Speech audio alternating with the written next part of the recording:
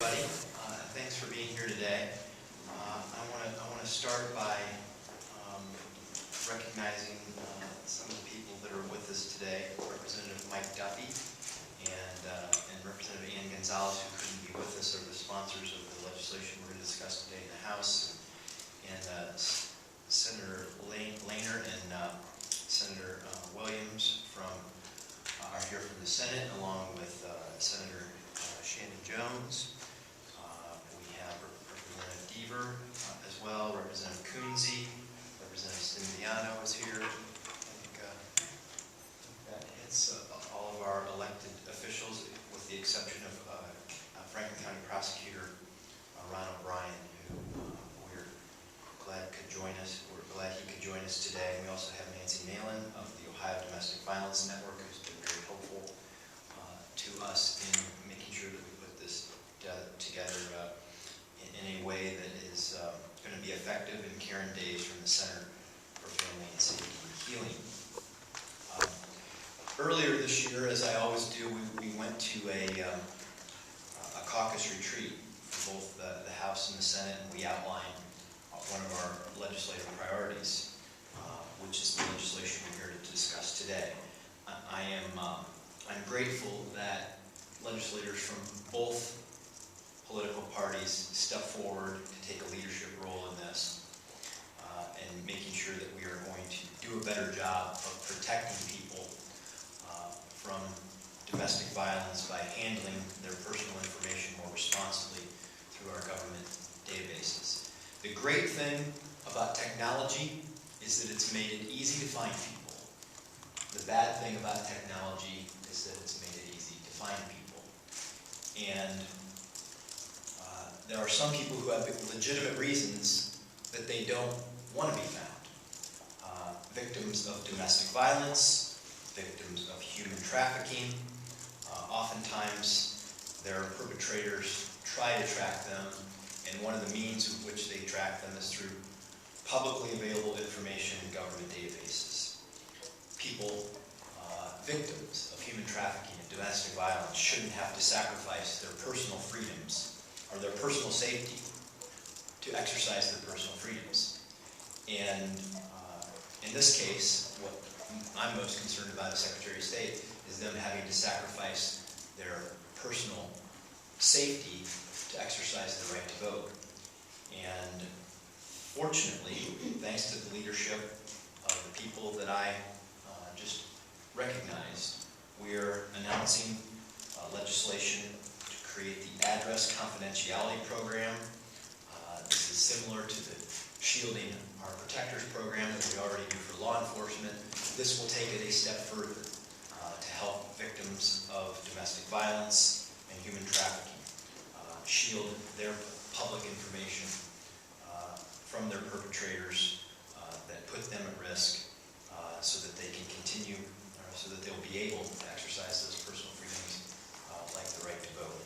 And so at this point in time, I want to introduce Representative Duffey, who will provide some more of the details about the legislation that has been introduced. Representative Duffey. Thank you. Good morning. A number of people have tried to do a bill like this.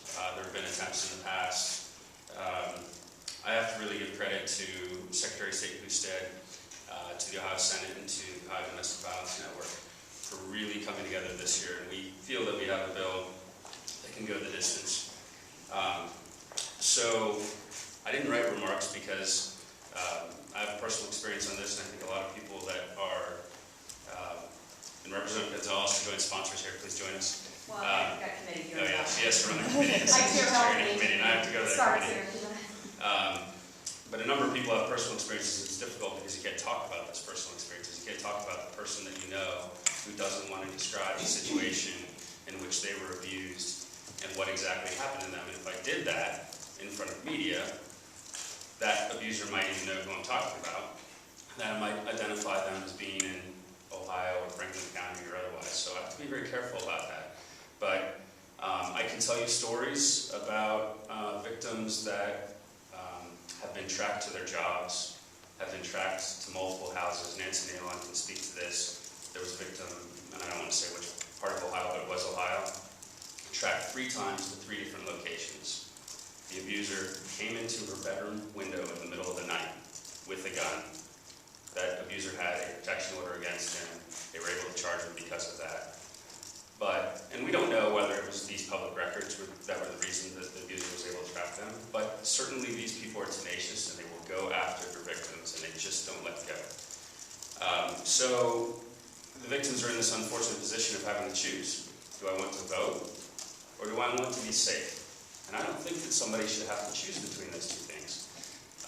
I also don't think that they should have to choose between doing ordinary things that we take for granted, registering at the BMV, buying a house. There's a variety of things, and we can't solve them all in this bill, but this is a great, great first step.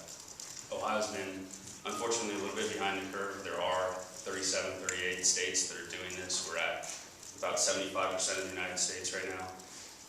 So it's about time for us to do this, and I'm really appreciative of the Senate support.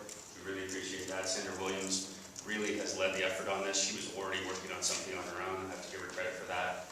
And I just want to thank all the interested parties who have come together to support us on this. A few highlights on the bill, just very briefly. How it works.